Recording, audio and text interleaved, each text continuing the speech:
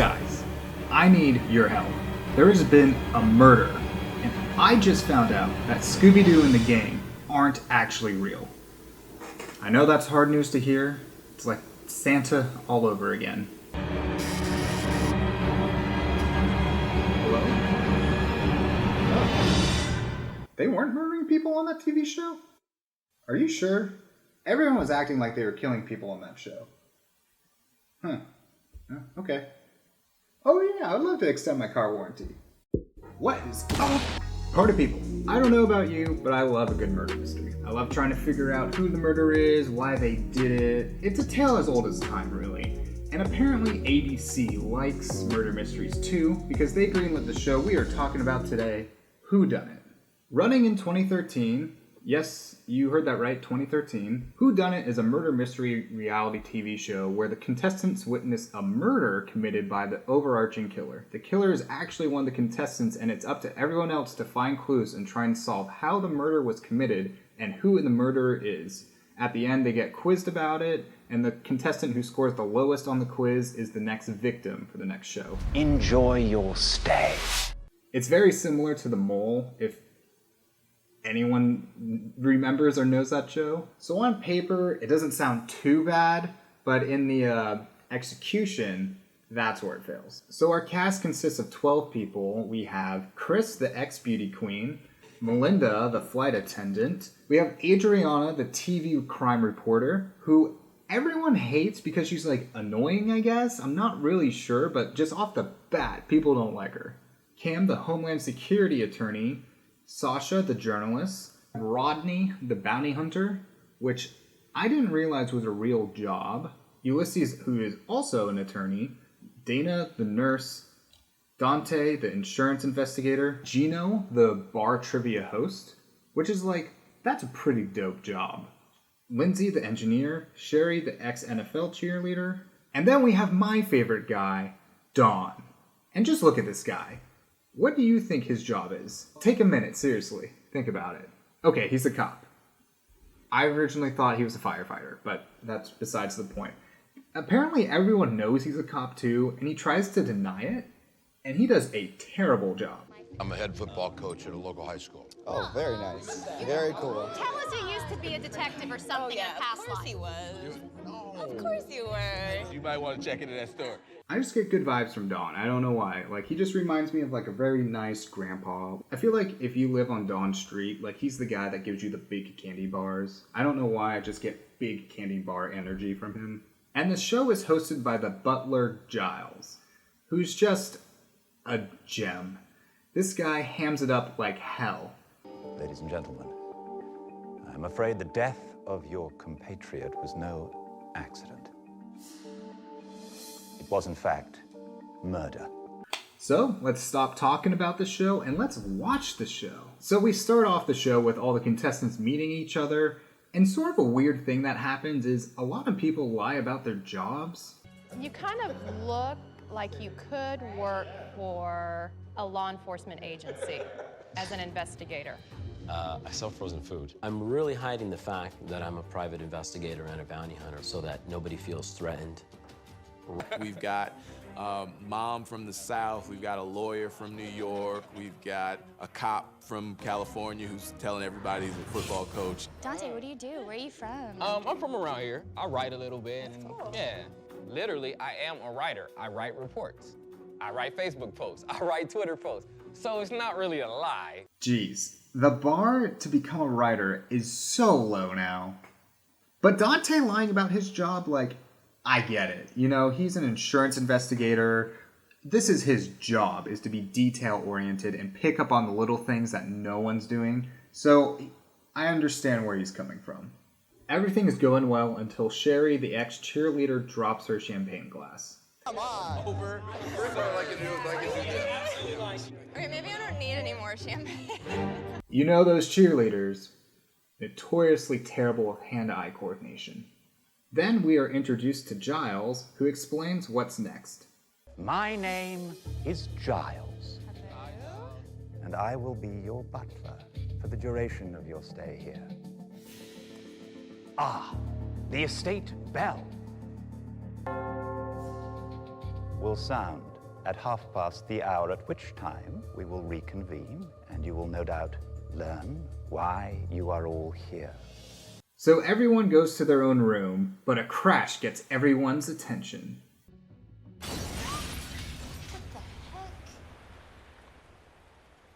heck was that? Rick? Hear that? Who is that? Oh my god! Oh my god! Don't look! Oh my god! Who is that? Whoa. Stay back. What happened here?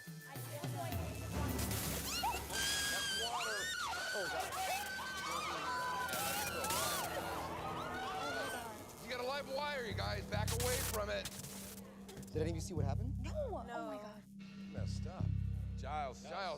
It has begun. Oh my god! What happened? What happened? What happened? What happened? Oh my god.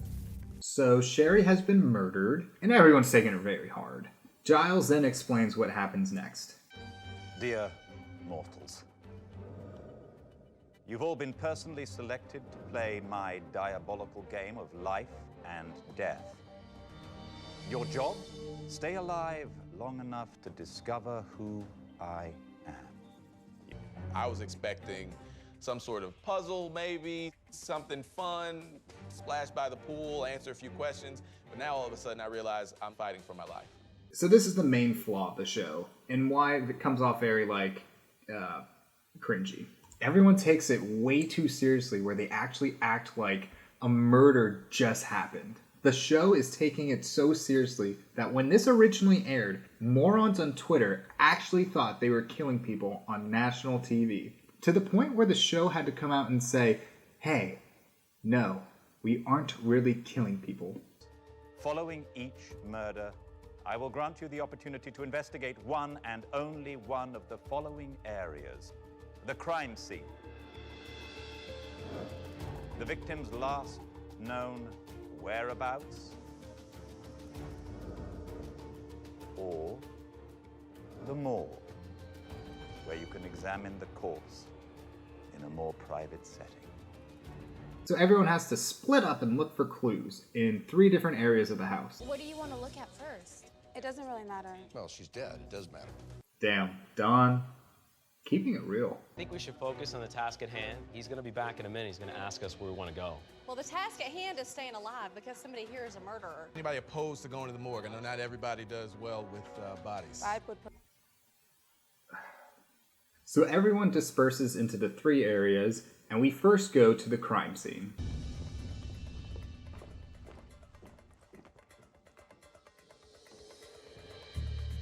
I present to you the crime scene. Just in case if you didn't notice. So Don forgets that he told people that he was a football coach and starts talking in police jargon to everyone. That's directly under her head. That's the back of her head. Yeah, that came out of the back. Which the first thing to think is that she got hit. Got hit She goes first. slamming into the fish tank, and it's indicative of her falling here and then bleeding out this way. Said the ex-cop. I'm investigating the scene, and I'm using the lingo of a cop. I'm not the ex-cop. Okay, coach. I'm telling myself, shut up, you know, you're just ruining this. Who would be that pissed off that would whack this chick because she spilled her champagne? No coach talks about that. Up top, Don. Ex-cop. Yay. My man. Ex-cop. Not. My dad was a cop. Detective. After Don fails to be an undercover cop, we move to the morgue. Right off the bat, red flags. The morgue is just downstairs. It's not like we're driving to the morgue, it's the morgue in the house. This is creepy. The house got about 10 times creepier. What house has a morgue in it? Yeah, that's sort of true. Who has a morgue in their house? Honestly, that's what I want to start seeing in house tours. Like, yo, I got my bowling alley right here, and I got my home movie theater right here, and then down below, I got my morgue. Just trying to keep all my hobbies in one place. What I see is what looks like a bone sticking out the back of her neck. Her spinal cord is sticking out. I think he's right. I think it's her cervical spine. Here, put the light on the back. So, I don't know if the contestants know this or not, but that woman is still alive. And they're just manhandling her. I get not trying to miss any clues or anything like that, but this could get bad really fast. This is all the power. I think we should save this until we get valuable evidence from every other person. Because there's no way they know about Oh, and this is another gem right here. So the killer is live tweeting the show. And then, I sort of want to bag on this more, but then, if the Zodiac Killer was around today, this is what he would do. Yeah. Now we move from the morgue to the last known whereabouts. What's that? Is this something?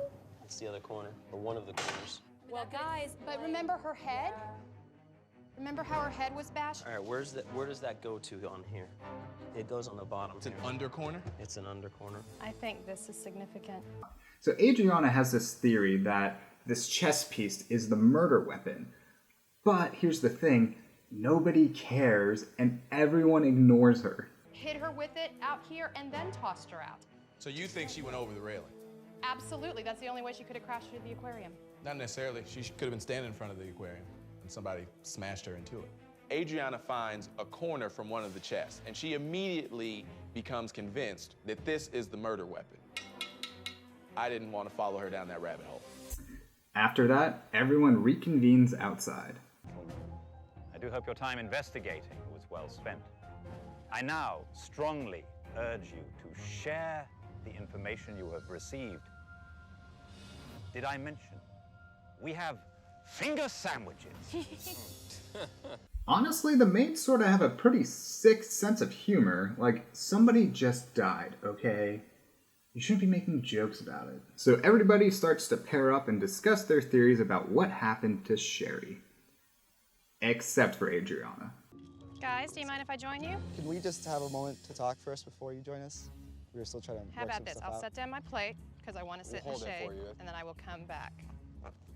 I do not want to cooperate with her at No, I agree. So I'm already seeing a little team being formed. I'm not too happy that Adriana forced her way into our conversation. I remember she was in a robe, so we went straight Well, to no, the we're not doing that. We're just saying things that we saw, facts. So I can only tell the story the way I tell it. I would prefer the facts too. I mean, not personal. I'm not here to make friends. I know you're not either. We're all here to win. You know what? My lunch is at the other table. Okay. I will leave you guys Thank to you. this. I appreciate that. So I wish you all the best of luck. I'm hitting roadblocks. I don't like it. I know my life is on the line, and I do not want to be the next one dead. Honestly, I don't really understand why people don't like this woman. Like, I feel bad.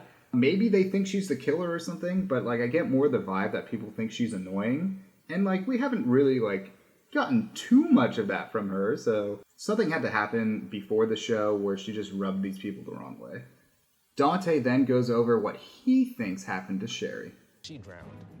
That's what it was. She drowned? She fell on her back after the tank hit the thing, and she fell backwards. You know, have you ever seen somebody drown? So you think her head was held under? I think that since she was paralyzed, she couldn't move her body. Dude, what? You think she drowned?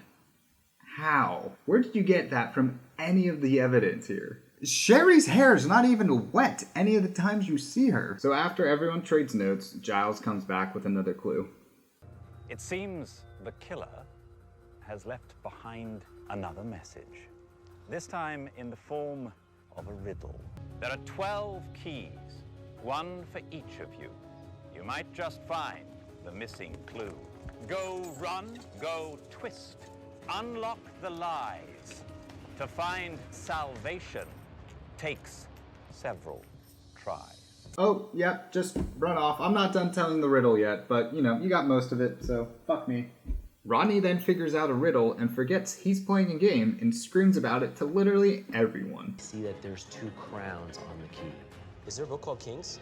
Yes. Yeah. That's it. It's Kings.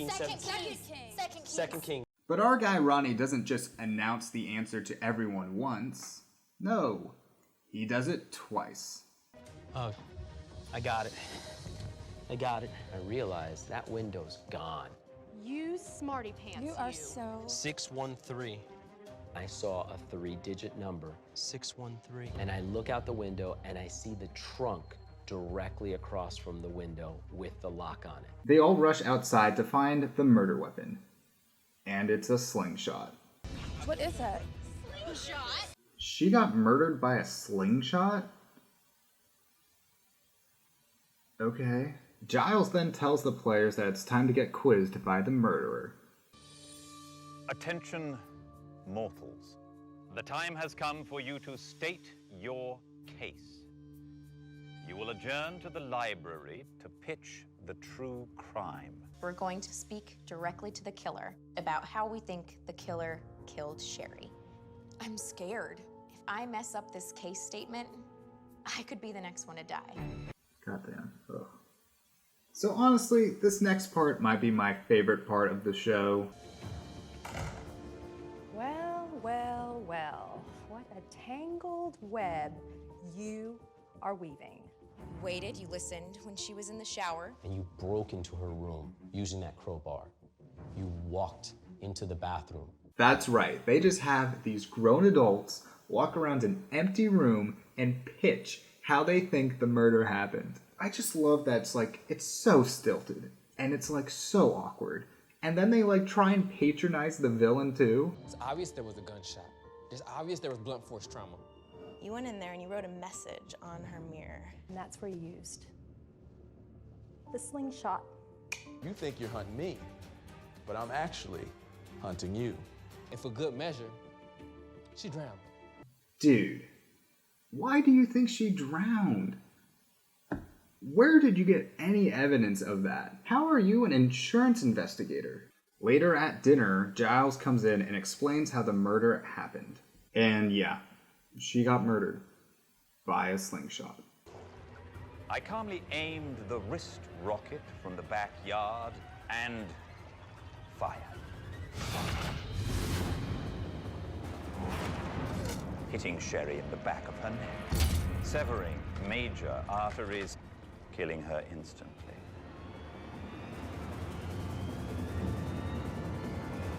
Okay, I'm sorry.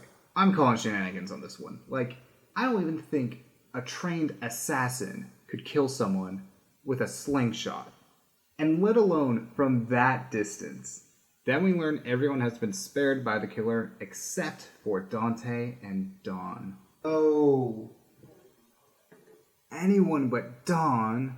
Dawn and Dante are worried as everyone gets ready for bed. But later that night...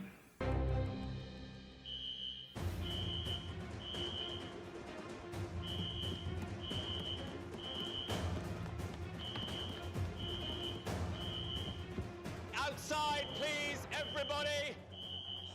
Ulysses! Adriana? Here? Ronnie? Here. Don. Oh my God, where's Don? Don? Oh, I haven't seen him. He's not here. Don! I'm here, I'm here, I'm here, I'm Oh here. my God. There he is. Oh, thank God. There's Don. I'm here, I'm here. Oh. But wait. Where's Dante? Dante? Do you hear something? It sounded like a faint yelling. Dante? Where's Dante? I didn't see him. Dante! Ah.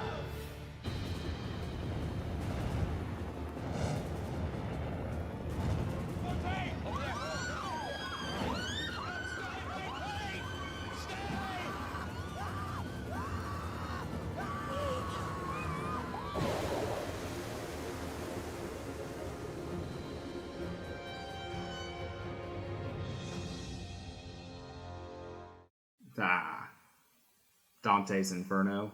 Okay, I'll admit. That was pretty cool. But Dante, my man, have you ever heard of stop, drop, and roll?